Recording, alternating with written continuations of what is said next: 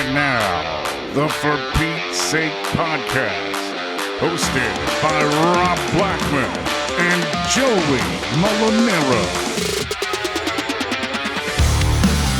And Merry Christmas, everyone. Happy holidays, happy Hanukkah, happy Kwanzaa. However you choose to celebrate this time of year, we say welcome to this special holiday edition of For Pete's Sake.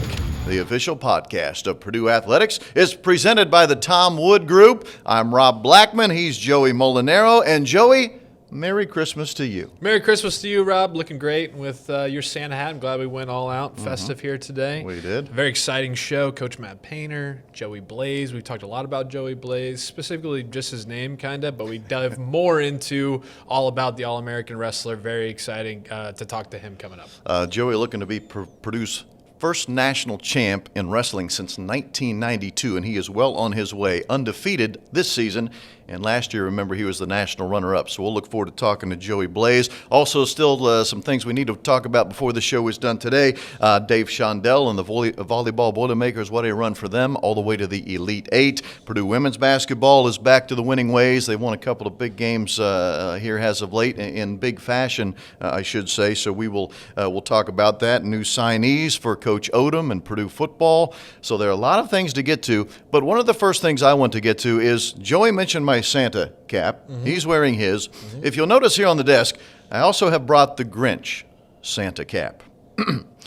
I will put that on today only if you say something that either angers me or puts me in a bad mood. Otherwise, I'll stay with the one I'm currently wearing. A lot of pressure. I thought you were going to try to get Coach Painter to wear that. I thought that was the plan. Maybe we can get Joey Blaze to wear it. I don't know. All right. He's like kind of a tough dude there. I don't want to mess with him. What a way to start the holiday show, putting this pressure. Are you really you really are being the Grinch, man, putting this pressure on me not to tick you off. But I should say this, in fairness to you, and this is 100% a true story, to our consumers of the For Pete's Sake podcast, the very first Christmas card that was received this holiday season at the Rob Blackman residence was from the Joey Mulinaro family. Thank you, Joseph. That was very kind of you. Absolutely. Yeah, we went the J.C. Penney route. And we went the old school, kind of cheesy. And so we went in the studio and, had a lot of fun with the kids. But, you got a 3-year-old and a 2-year-old, basically. You got to be able to lock them in and keep them entertained somehow. You know what I mean? So we had to do J.C. Penney. Glad you got it. Absolutely, man. Very first one we got. It was unbelievable. Perfect. Did you do the kids' side on the fridge or the whole family side? Because we did. Well, it didn't make it to the fridge. Wow. Okay. We love you, but it didn't make it to the fridge. Don't be offended. No one makes it to the fridge. We have this little special stocking holder, holder for the cards. It's a stocking. You can just say the junk drawer. We put them all in there. It's not a junk drawer. Okay. It is not a junk drawer. Okay. And just so you know, the Blackmans, we gave up on doing Christmas cards about 5 or 6 years ago, so you won't get one from us.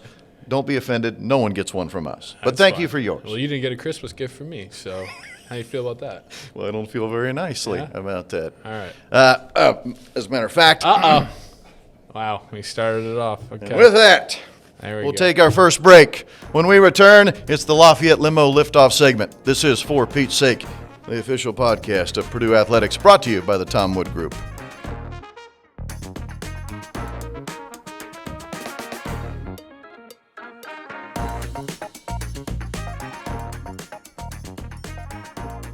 It is the special holiday edition of For Pete's Sake, the official podcast of Purdue Athletics, brought to you by Tom Wood Group.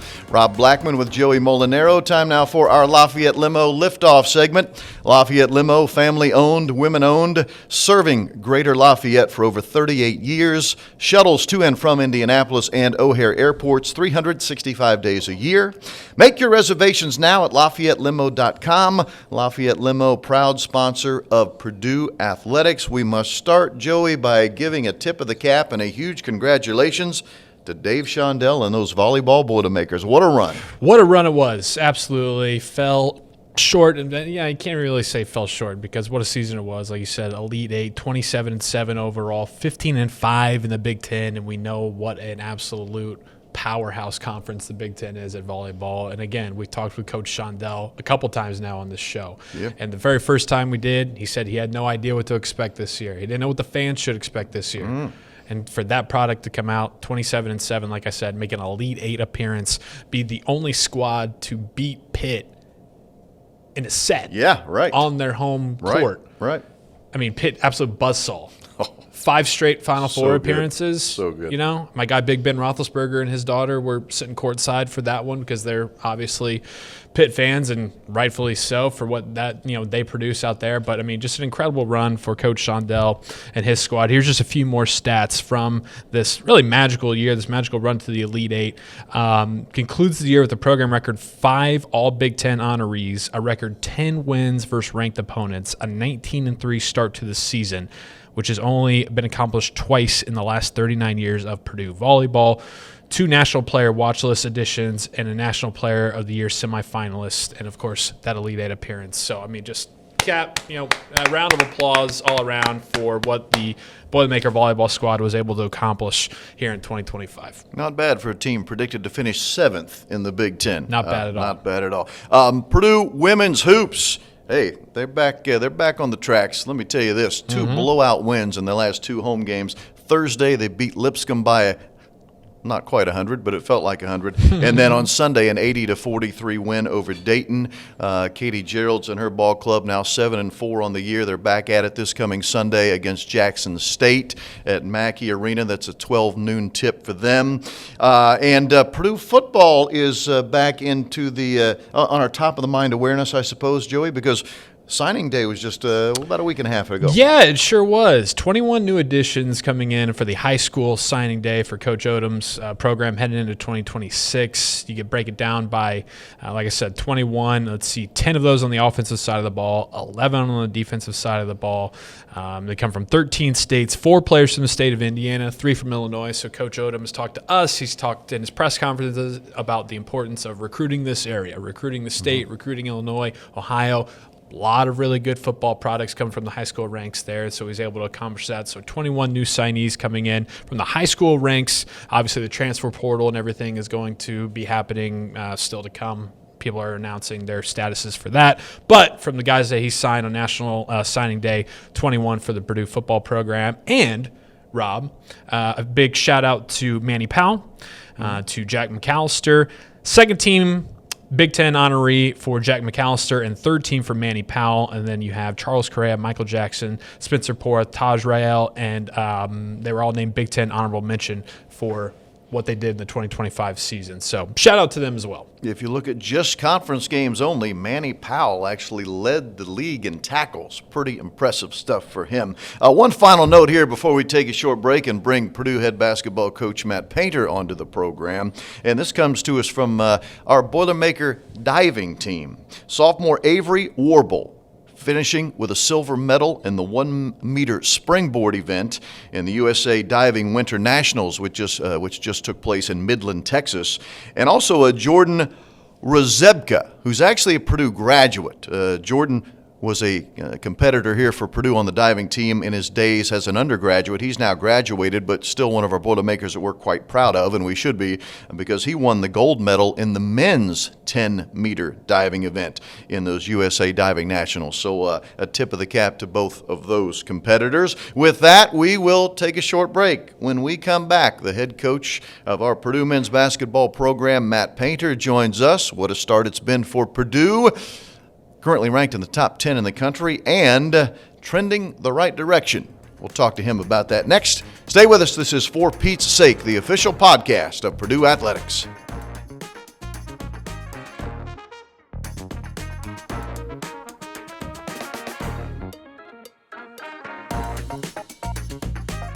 And our special holiday edition of For Pete's Sake, the official podcast of Purdue Athletics, is continuing. As promised, Purdue head coach Matt Painter joins us. That's Purdue basketball head coach Matt Painter. It's our big interview segment. It's brought to you by your Central Indiana Ford dealers.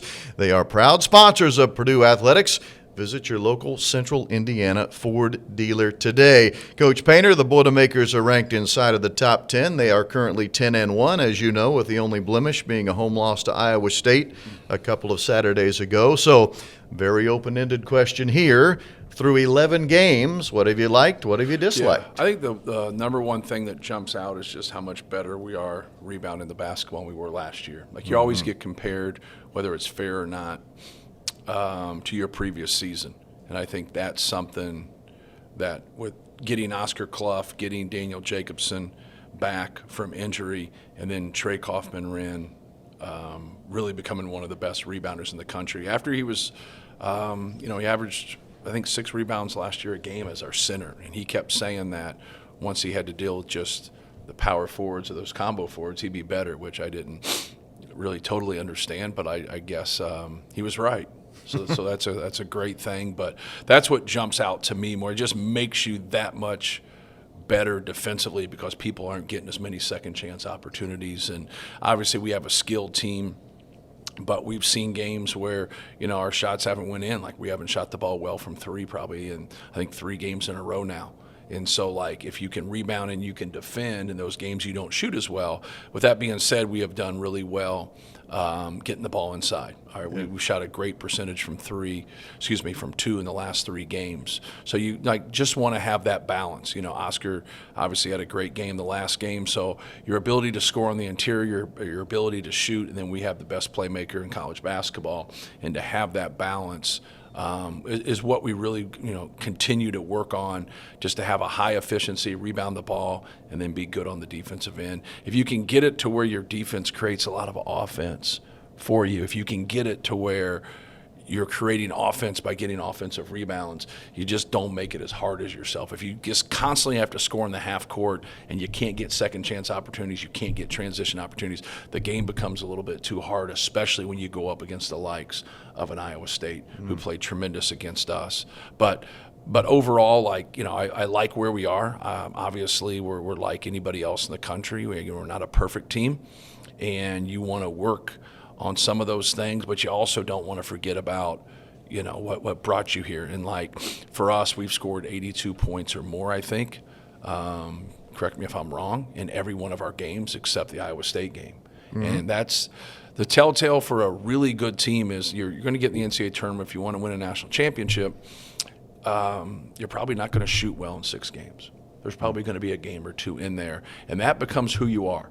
Because this is a one-off tournament. It's not the best of 5 or the best of 7. You're not going to get to the best team's always going to advance. Who plays best at that time is who's going to advance. And so that's really going to be difficult, I think, for us is when that happens, especially on the road, where are we? But I think that question is there for everybody, right? Especially high-octane offenses. We have one of the best offenses in the country.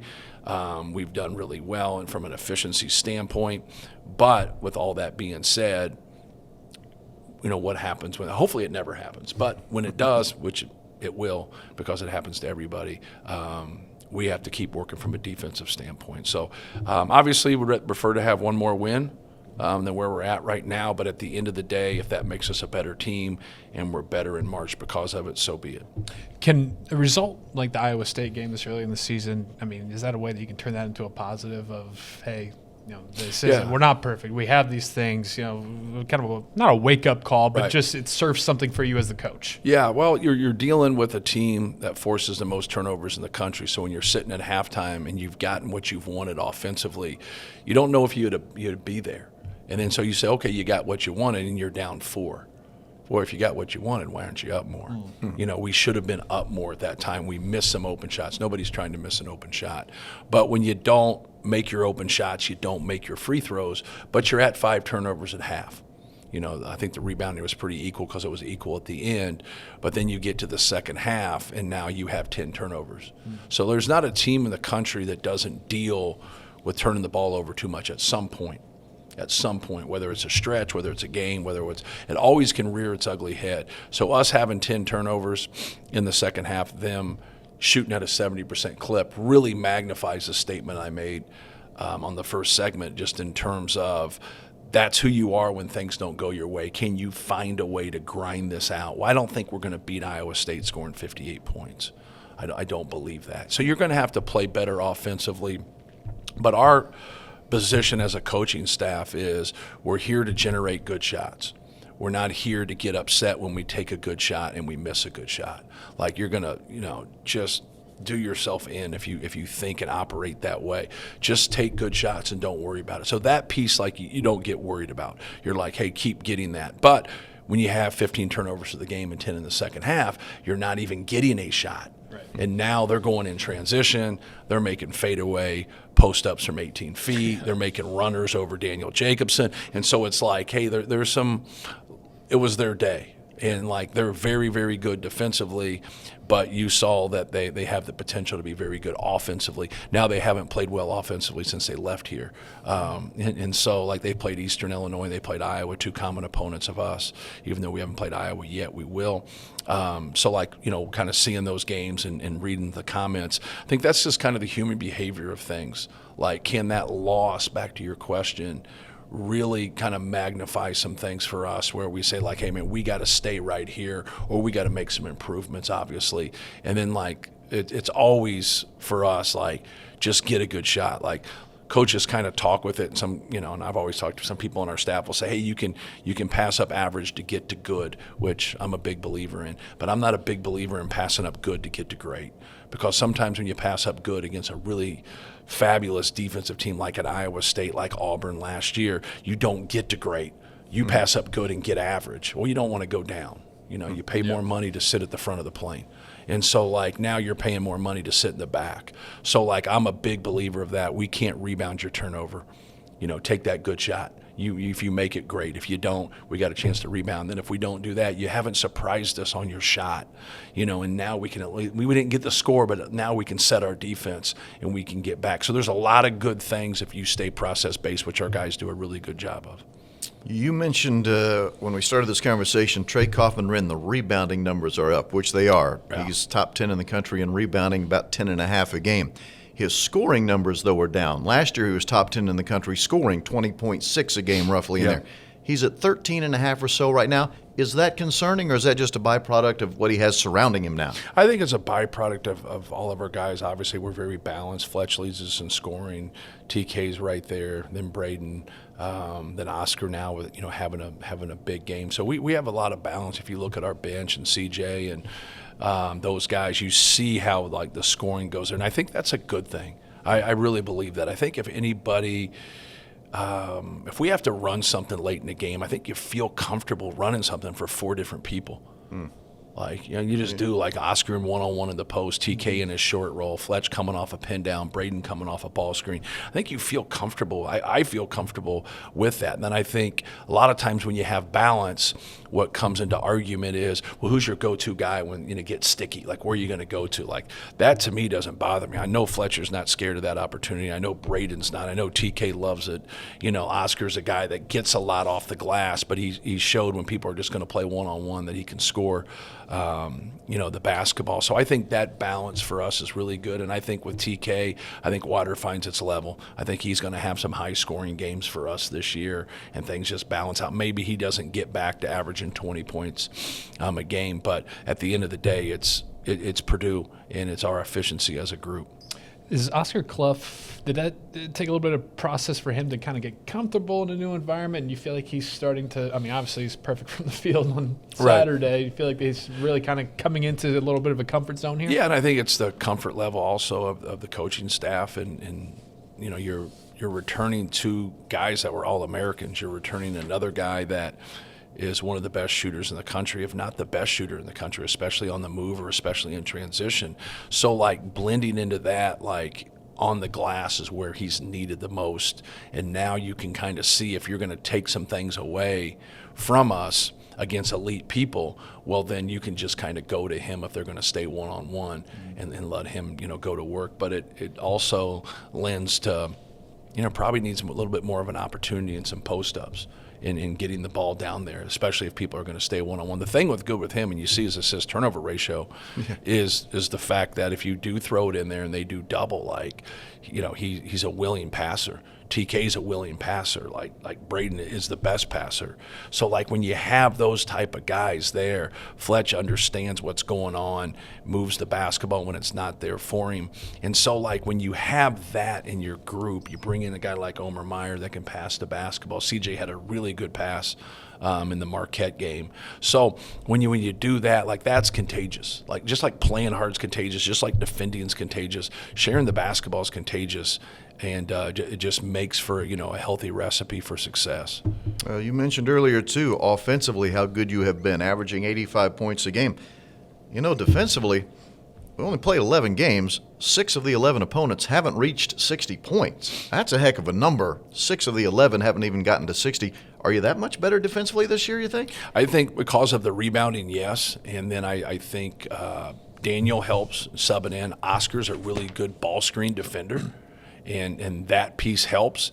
TK, just like last year, just didn't have that size to guard those mooses, like those big dudes. And like now with that, we had an advantage offensively, but defensively that was hard.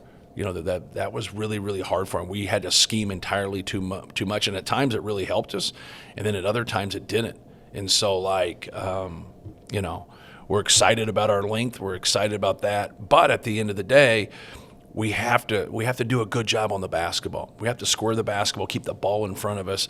We can't live and help, is what I always tell them. You have to be ready to help. You have to be locked in, but there has to be possessions where we don't have to help. Because when you do, you're going to get in those rotations. And when you get in those rotations, sometimes you can stop it, but when shots go up, your rebound balance isn't great. Coach, I want to go back to the Minnesota game. You're coming off the Iowa State game at home. You got Minnesota, and you only find yourself up 3 at halftime. Mm-hmm. Did any of the guys give a particular message? Was it you? I mean, because you come out in the second half and you just blitz them. I mean, Right. It's 50-25, 19-0 or 20. I mean, the run was insane coming out of the second half. Did anything, monumental happen in the locker room coming off that Iowa State game, the first half performance? Yeah, not from my standpoint. Like I as a coach, you always just want to get to the locker room. Because that's where, you're going to be able to clean some things up and make your biggest adjustments don't happen during the halves. They happen at halftime. Doesn't mean you can't adjust at some point during the game. Like that is, key. So I don't know what was said, like when I wasn't in there, but the only thing I was talking about is like sticking to our rules from a defensive standpoint. Like, just like stay with what we're doing here. We gave up too many layups. We gave like 3 and 1s right there. Yeah. But they have 13 points with 6 minutes to go. It wasn't like we weren't ready to go at that point. Mm-hmm. We just had a bad finish of the half, and they had a good one.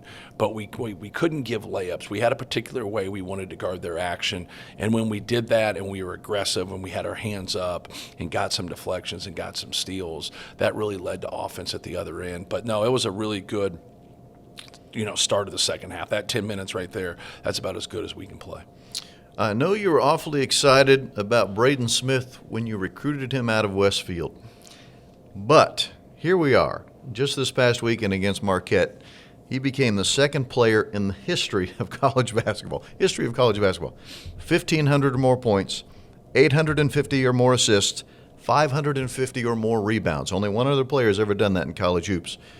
When he showed up here as a freshman, did you think he was going to be that good? I mean, those numbers No, are I thought he was unbelievable. going to be good. Like, it kind of floored me. It's like when I watched him on tape when we lost the kid that verbally committed to us. And it was a different time. Like, I think I know his recruitment would have been different if COVID wasn't in play. Yeah. He's just got so many winning qualities about him. Like, he didn't show up and then like we molded him. Like, he showed up and like he could play. Like, he has great instincts. He has great athleticism. He's got a nose for the basketball. He understands angles.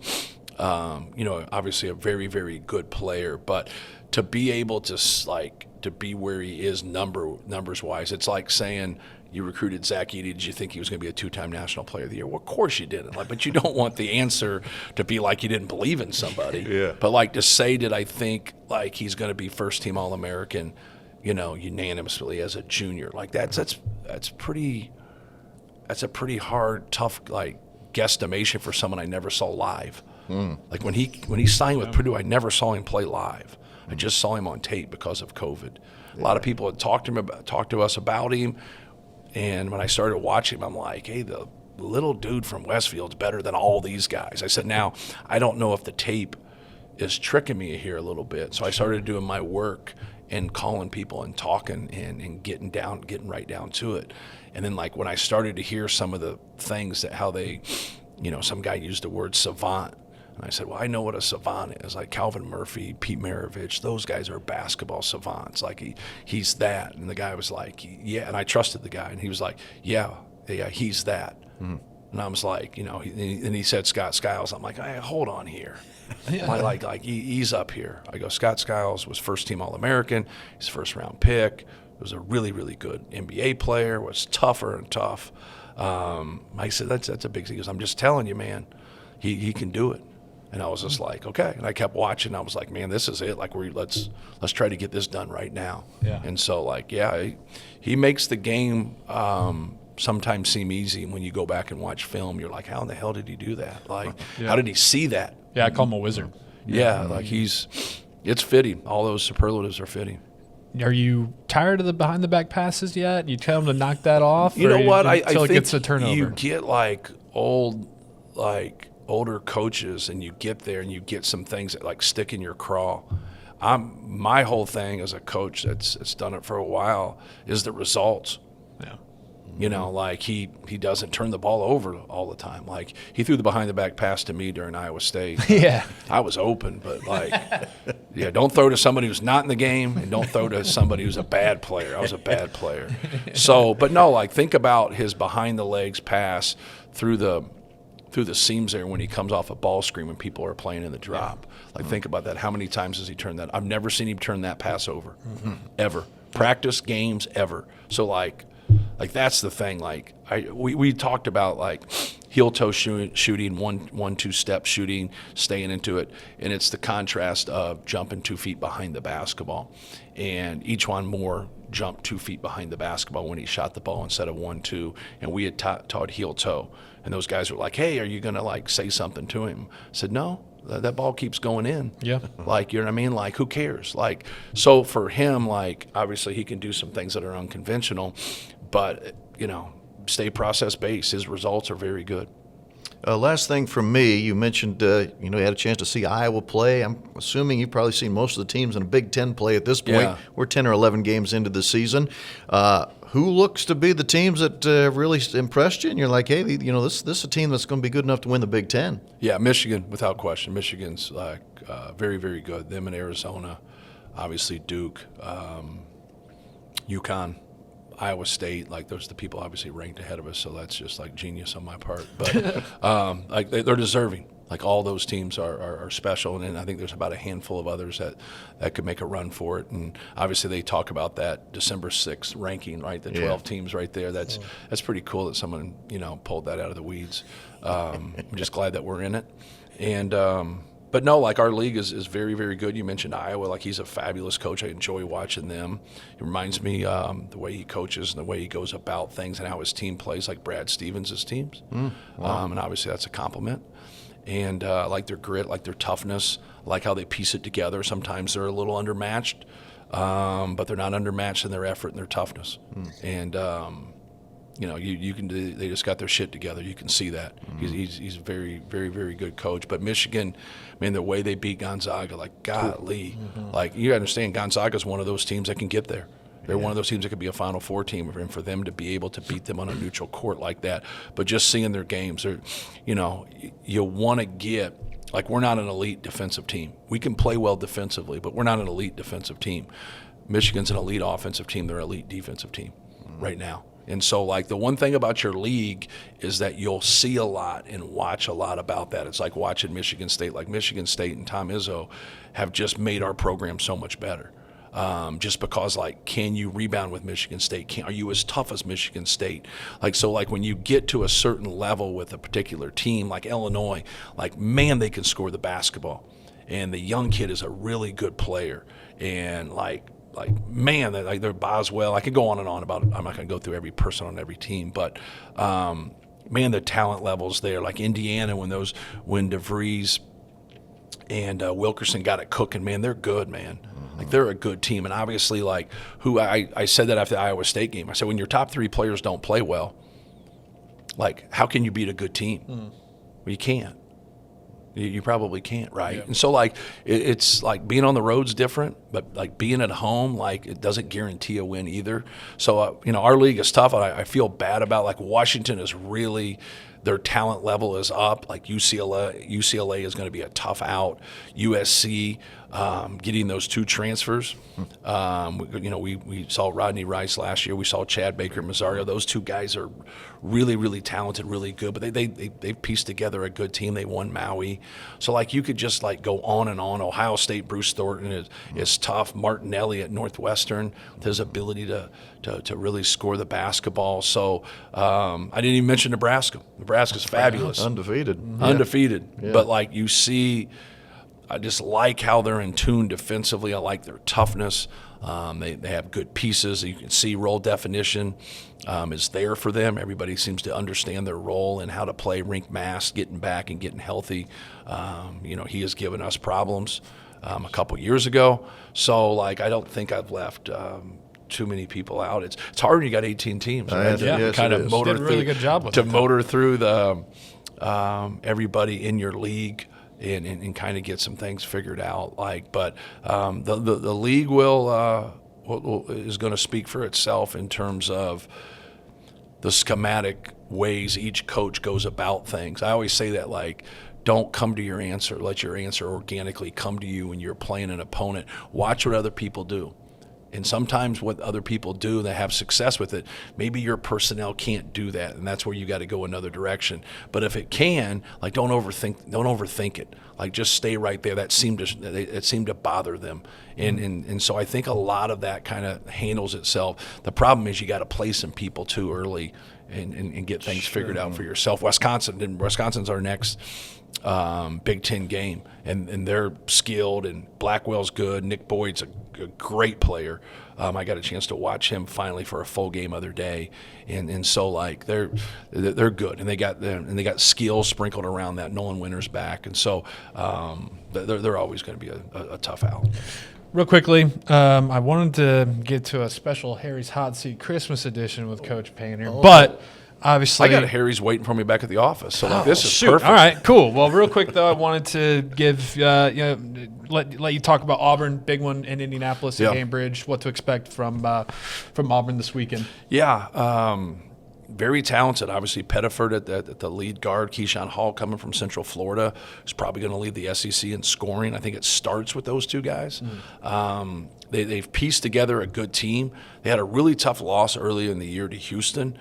They got blown out by Arizona, but they've had some really good wins. And they're going to score the basketball.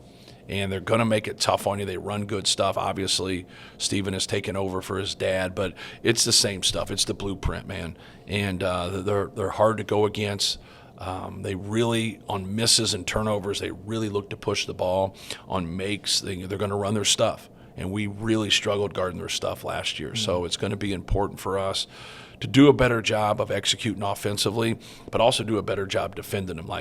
In 5 years, you could probably throw Iowa State to that just because of the way they beat us in the second half. But we weren't overwhelmed with Iowa State in the first half. We weren't that wasn't overwhelming to us. We were up 17-16 against Auburn, and I was like, it doesn't get any better than this, and that's your feeling as a coach. I said, we had not been overwhelmed in 5 years where you just go in there going, man, these dudes are way better than us. Mm-hmm. And when we went to Auburn last year, went to Birmingham and played them, you had that feeling. We fought like hell to get beat by 20. Yeah. And that's a tip of the hat to them. But it was also something for us to go back to that locker room and say, we got to fight our asses off to get back to somebody of that caliber. So we fought like hell to get a 4 seed in the NCAA tournament, knowing now we got to beat 2 really good NCAA tournament teams to get to where we got to play a 1 seed now, which Auburn was. Obviously, Auburn wasn't there. We played Houston. And then I thought our improvements, even though we had some losses in the Big Ten, our improvements in that 3 months, you could see it in that Houston game.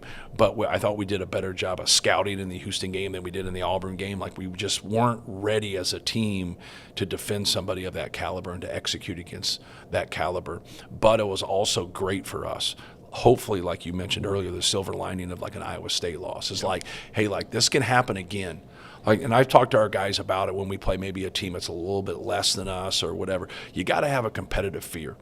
There's got to be a part of you that is confident and you're ready to go, but also a part, if we don't do our job, we can get our doors blown off here. Like, you got to have a balance right there, and then that guards you to understand, hey, I got to do my job, but I got to compete at a high level, and I got to crack this dude in front of me.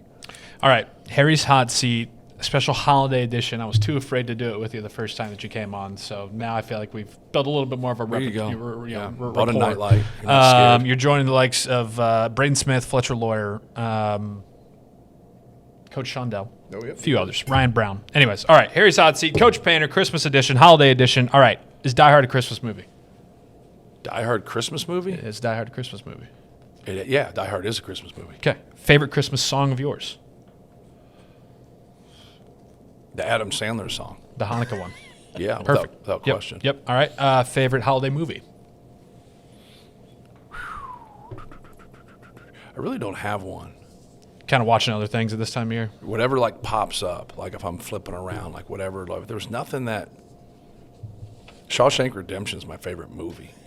So, but that's not a Christmas I don't movie. think they have a Christmas It's not. scene. Not too holly jolly in that. Goodfellas, I consider that a Christmas movie Do you? as well. Yeah. I could take that. I like Goodfellas. Is your Santa wrap presents or leave them out? Both. Best gift you ever got your whole life, holiday? Probably a bike when I was really little. Yeah, me too. When I was 6, I fake faded. Coach Painter's wish list now. Last one for you. Wish list heading into this holiday. One thing. In terms of like a present, you're asking people? Yeah. What's the old saying? They say that like once you stop believing in Santa, then you get underwear and socks. I got a lot of underwear and socks. I don't need underwear and socks. I don't have anything. I don't have anything that I Maybe need. anything for your team. We could play it that way. Is there anything that you're saying, hey, really going into 26? If we can contain the dribble. Contain the dribble. Yeah, I don't think anybody's ever asked for containing the dribble for Christmas, but like that's like we've done a better job in that area, but it just helps us so much when we keep the ball in front of us. So, but I really don't like. I'm kind of hard to buy for because I don't do a whole lot. From your mouth to all of our ears, we also hope that you get containing the dribble for Contain the Christmas dribble coming for up. Christmas. That'd be great. We'll see if he's Thank you for listening. playing along, Coach. Thank you. Here's hoping you're not on the naughty list and you can actually get that gift Amen. of Amen. containing the dribble. Coach Painter, Merry Christmas to you and your family, and thanks Merry for Christmas. joining us. Thank you. We'll take a break. When we come back, guess what? Joey Blaze, Purdue Wrestling All-American, will join us on the program. This is For Pete's Sake, the official podcast of Purdue Athletics.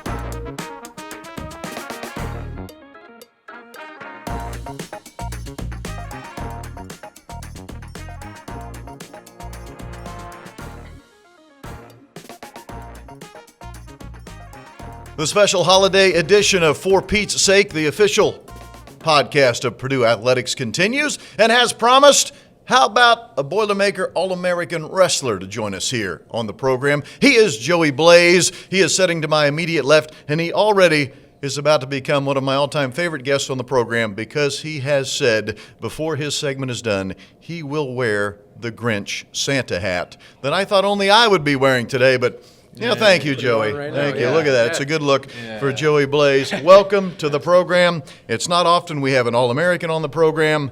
It's not often we have one that would voluntarily wear the Grinch hat. So thank you, Joey. Oh, thank you guys for having me on. This is awesome, man.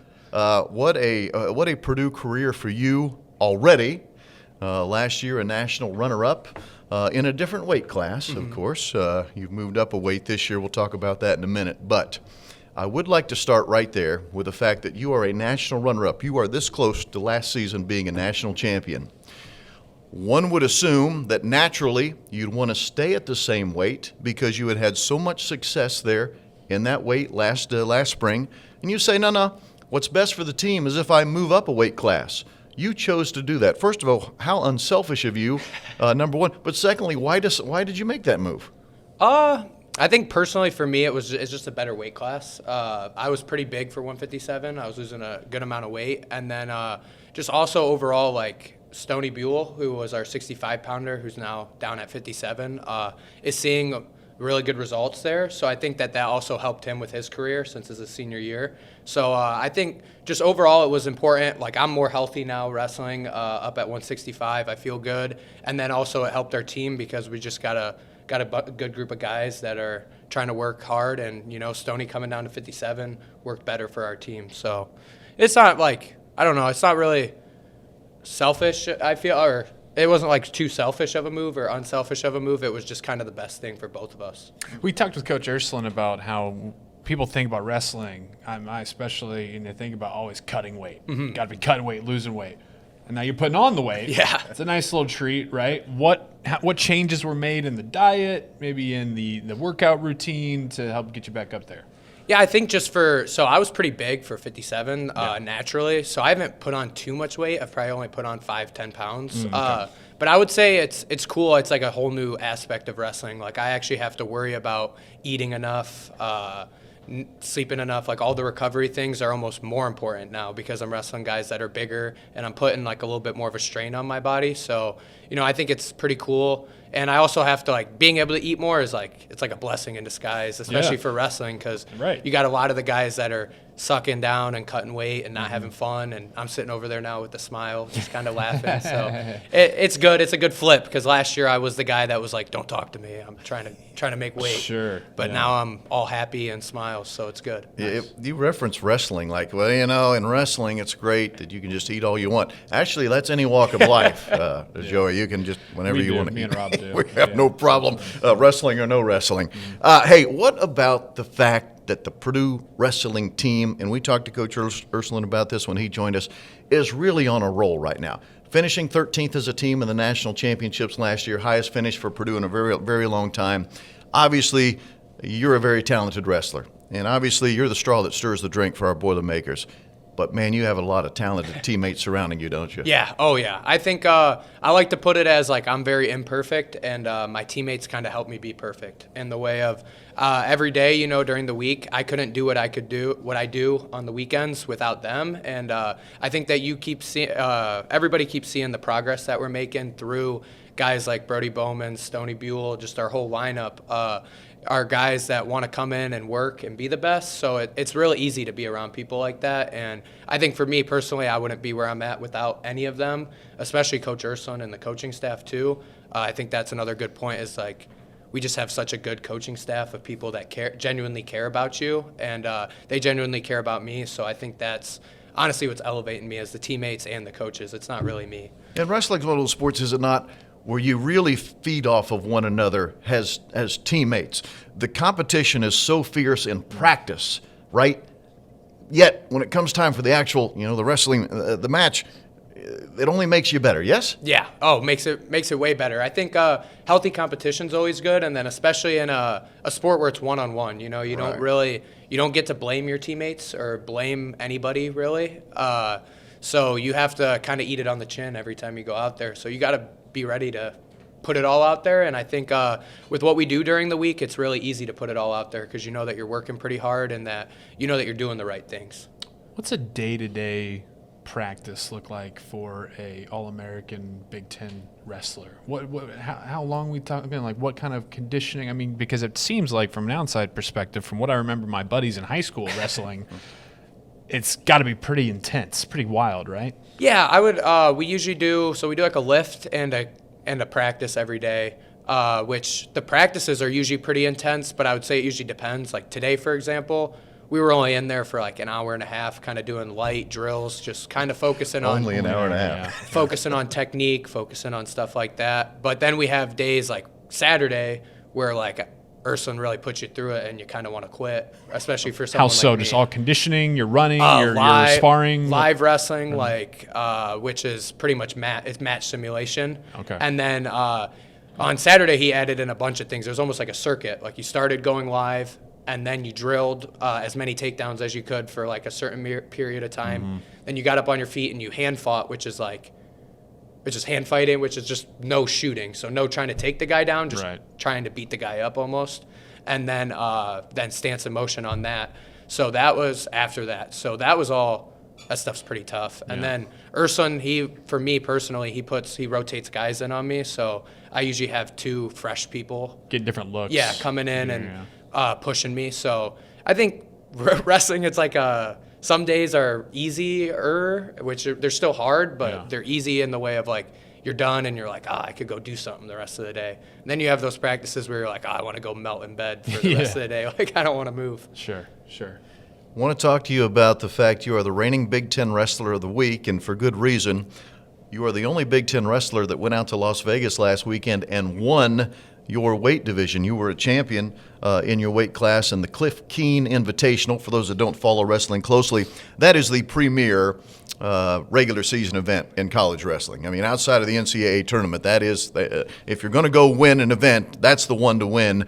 Number one, if you don't mind speaking to the fact that you were champion at the Cliff Keen Invite, and secondly, what it means to be the only Big Ten wrestler to have won your weight division, because we know how good wrestling is across the board in the Big Ten. Mm-hmm. Yeah, Cliff Keen's cool. It's a cool tournament. I've never been to Vegas other than for wrestling, so it's been pretty cool to experience Vegas and see what that's like. And then especially like my freshman year, I didn't place, and then last year I took 6th place. So this year my whole goal was to kind of win, and God willing, I was able to win and do pretty well. So I'm just thankful for that. But it's cool. There's a bunch of Big Ten teams there too, so you kind of get to see those guys and kind of look at how they wrestle and like how they approach things. And for me personally, I'm always just trying to learn. It sounds kind of cliche, but I'm always looking at other kids and like, what are they doing? How are they reacting to these certain situations? Because I think that's important to look at other people and try to learn from them before I get in that position. And so then I won't make the same mistakes that they make. Do you watch film in wrestling? Yeah, I watch my matches a good amount, and then I watch my little brother's really good. I watch my little brother a lot because he does a lot of like the basics super well. So I like to watch my brother wrestle a lot.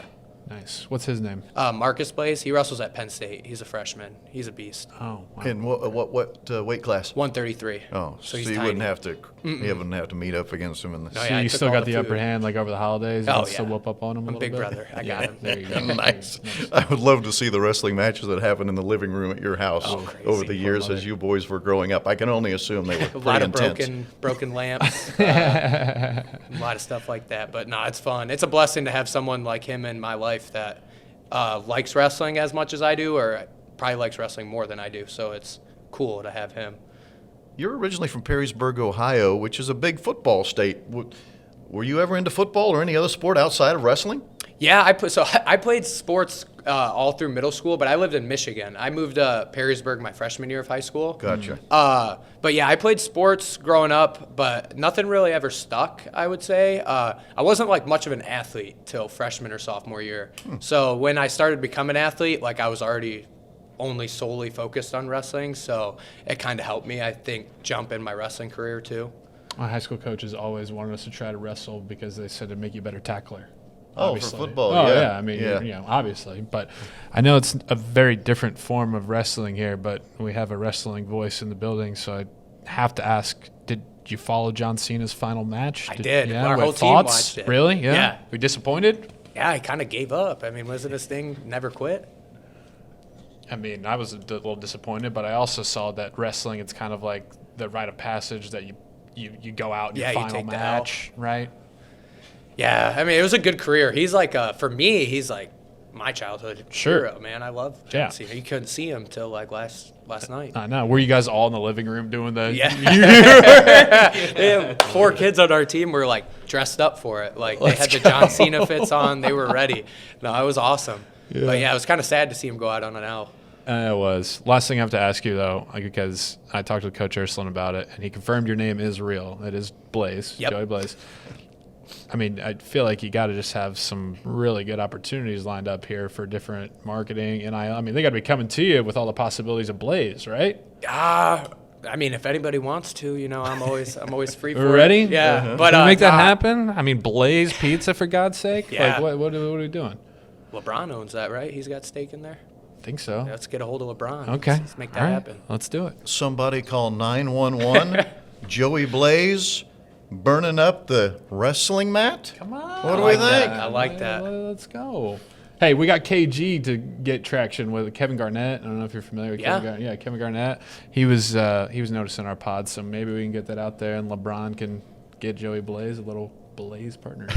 Right? Down with Right? that. That'd be a would good be one. sweet. Now, it's an excellent name also if you went into professional wrestling, although if I have my facts correct, you're maybe thinking MMA somewhere post-graduation. Is that true? Uh-huh. Yeah. Yeah, I've just always been super interested with like jiu-jitsu and just all the like facets of MMA. I think it's pretty cool. It's like an art form if you like think about it like that way. Sure.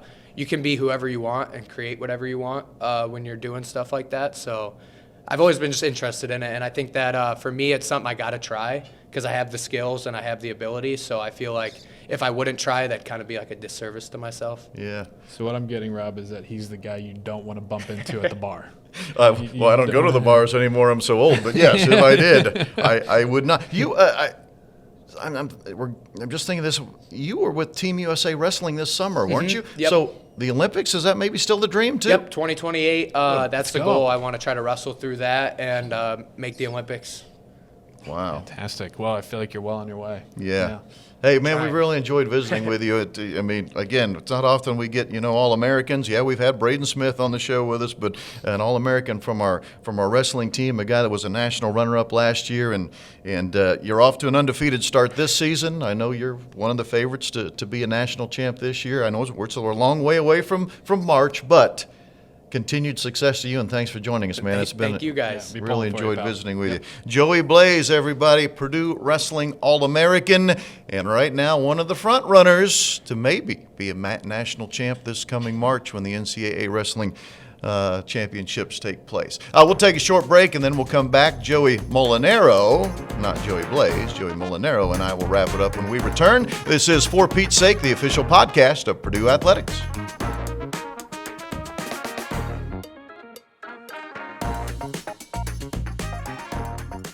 Final segment of our special holiday edition of For Pete's Sake, the official podcast of Purdue Athletics, brought to you by Tom Wood Group. As you can see, I've switched back to my happy hat. I'm back in a good mood after having Joey Blaze and Coach Painter join us. Feeling good about the Christmas holiday again. Not that I wasn't before, but Joey, you, as we were closing out with Coach Painter a couple of segments ago, you asked him about his Christmas wish list. Yeah. What about your Christmas wish list? Well, Anything special? I'd say mainly if I could have like one good night of sleep. Just one, no dogs, no kids in the bed, just maybe not even my wife. Just myself alone, big comfy bed would be great. But more so for the Pete's sake, Yes. sake of Pete's sake, I would say I think the obvious one that we all have top of mind would be a nice stretch run to Indianapolis at the beginning of April. Yes. But I think even more, not top of mind, but it's coming up sooner, is how about a sweep of the Indiana Hoosiers? Okay. Yeah. Go down to Okay. Bloomington and beat them there. Have them come up to Mackey and beat them there. Fernando Mendoza, great guy, great kid, tip of the cap, love the speech. Everybody's happy, hunky-dory about the Hoosier football program, as they should be. Why don't we have the Boilers take care of some business against the Cream and Crimson? Is that what they call it now? Is it still that? Or I do they think switch so. off? I don't know. But a I nice have my sweep own would be team. good. I'm going to put that on my list. Yeah, I have my own team to worry about. What about yourself? Well, first of all, I want to ask this. Do you allow the dogs to sleep in the bed? Well, Because we do at our house, it drives Yeah. me nuts. Yeah. If it was up to me, the answer would be no, but it's not up to do me. you have tiny dogs? One tiny dog, but it's still a pain in the ass. I got two giant dogs. Oh, now that would be a problem. So two giant dogs. My 3-year-old son, because he can't seem to figure out sleeping in his own bed. We're trying that right now. So if anybody has any tips out there in Boilermaker Nation, don't be afraid to slide my way. Maybe it's as simple as just shutting the door and not opening it back up until he falls asleep. We tried that. It's tough. It works. It's tough. It But is yeah, tough. we got the two big dogs. So what about you though, Rob? What's Oh, yeah. on the Mr. Blackman Christmas list? Oh, well, I actually got my Christmas gift in October because I asked for it then.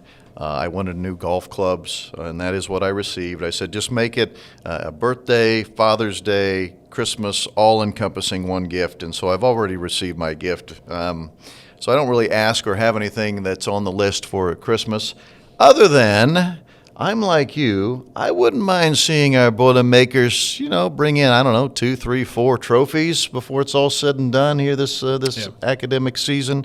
Men's basketball, obviously, we feel like we might be able to win a trophy or two there, maybe more. Women's basketball appears to be trending the right direction. Obviously, Joey Blaze is a guy we'll be rooting for to be a national champion, he and his teammates in wrestling. So really enjoyed talking with him. Young guy. He was fun. What a great dude. He was what a into great it. dude. Yeah. I do have something that's probably on your list, but you're too humble to bring it up, so I'm going to bring it up. For our Purdue fans that live in the greater Chicagoland area, would you do me a favor? December the 22nd, Zany's Comedy Club in Chicago. My broadcast partner, Joey Mulinaro, with a one-nighter at Zany's in Chicago. Again, coming up December the 22nd. Please go out and see my guy, man. Support him. If you're a fan of the For Pete's Sake podcast, go up and say, hey, really enjoy the podcast. Yeah. Heck, even if you don't like it, still go up and tell them that you watch it. But good luck to you on December 22nd in Chicago. That's going to be cool, man. Man, thanks for bringing that up. Kind of forgot about it myself, so good reminder. But it's not just me. Benedict Polizzi, my guy. We do these guys together. So not only do I do For Pete's Sake with Rob, my other broadcast partner, if you will, Ben Polizzi, we're going to be up there at Zany's together, putting on a show and having a little fun to start the holiday week. So appreciate the shout out, Manny. I think there's some tickets still available wherever you follow me or on Zany's website. You can go snag them. So what you're saying is one of your broadcast partners you're happy to do a live show with in Chicago. The other, me, I haven't been asked to do this yet. Well, we did the Boone County. That was live. Well, yeah, but I think we put on a pretty good performance. We got some pretty good laughs. That's not Zany's Comedy Club in Chicago, for gosh sakes. Well, how about this? How about with our list that we have combined here for the holidays, if they do come true, and it is Final Four weekend in downtown Indianapolis. Yes. How about we do myself and you? We either do Helium Comedy Club or a sports bar in downtown Indianapolis, have some Boilers come out, have a good time, and do a show together then. How about that? It's documented. This is on tape. Okay, and we will now leave it to Patrick Crawford to figure out all the logistics. Okay, cool, man. All right, Thank you. there we go. Now my Christmas is made. Sweet. Merry Christmas to you, friend. Same, partner. It's been fun. Yep, absolutely. Yep. And we look forward to doing this again in 2026. That's for certain. We'll have plenty more episodes of For Pete's Sake, the official podcast of Purdue Athletics, brought to you by Tom Wood Group once we turn over the new year. Big thank you to all of those involved with not only today's show, but certainly all the shows we've had to date. They include our executive producer, Patrick Crawford, Corey Palm, who is our producer, Brad Summer is our director, and we have working behind the scenes, Brooke and Rosie. They do all the heavy lifting. We thank them very much for their efforts. And sincerely, from Joey and I and all of us involved with the podcast, Merry Christmas, Happy Hanukkah, Happy Kwanzaa, however you choose to celebrate. We hope you have a great and festive time over these next few weeks, celebrating not only the new year, but also just enjoying time with friends and family and loved ones. So it's been fun. We look forward to doing it again next year. Hey, as Clarence says, and It's a Wonderful Life, remember, no man is a failure who has friends. Keep that in mind this holiday season. Boiler up.